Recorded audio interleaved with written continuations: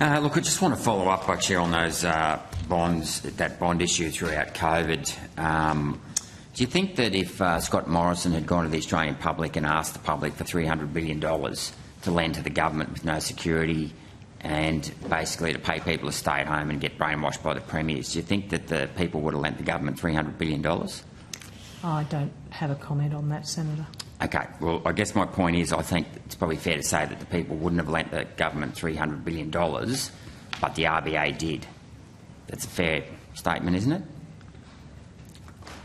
Well, we purchased in the secondary market government bonds, which was designed to lower the interest rate structure in the economy. Yeah, exactly.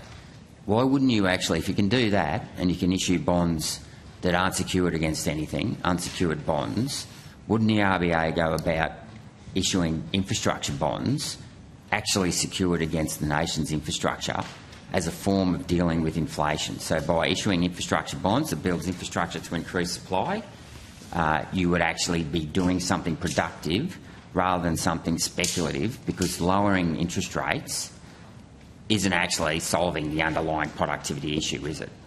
That's not our role. That's not our role, Senator, to finance infrastructure. It's the government's role to decide what infrastructure it wants to build and how to finance that infrastructure. It is not the Reserve Bank's role. Isn't it your role, however, to deal with prices and inflation? It is, and the way we do that is through our primary tool, which is the interest rate.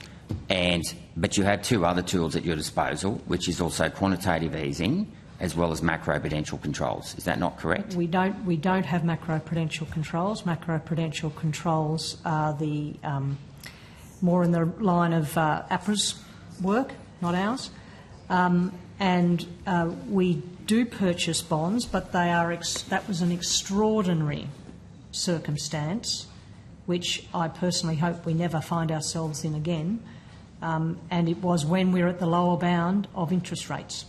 We are not at the lower bound of interest rates now. Interest rates are higher than that, and the appropriate tool is the interest rate.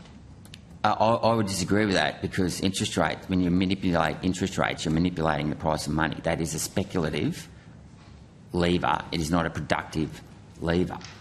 And when you say that you don't do it, the fact is other central banks do issue bonds, and namely the Federal Reserve, the European Central Bank and the Japanese Central Bank. Now, the government can either go offshore and borrow that money that's been created out of thin air, or it can issue its own equity. So if I was to say that the government, the companies can't issue their own equity in their own wealth, if BHP wants to issue new shares for a coal mine, okay, they do that all the time.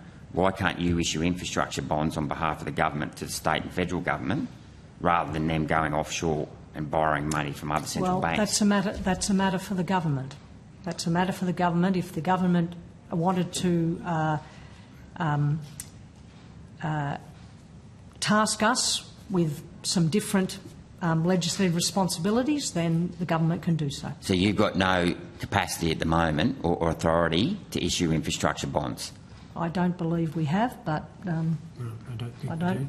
We have no need. Okay, are you familiar? And quite frankly, I don't. We don't even have the infrastructure to issue those sorts of things. Right. Okay. Internally.